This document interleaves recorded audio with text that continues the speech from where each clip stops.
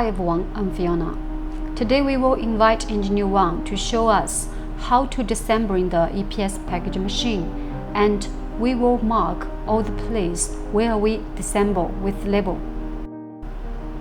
Height. Due to the machine height cannot fit into 20 feet container, so it needed to be disassembled in mainly 4 parts. Tension frame. The tension frame will install to the machine body with connecting screws. Motor. 2 cylinders. All PE fuel. Since the feed roll conveyor and outlet belt conveyor are relatively independent, so we will disconnect all the wires and sensors. They can be taken out separately away from the packaging machine. Here are the photos of the full-size EPS packaging machine while loading container. Thank you for watching. I'll see you next video.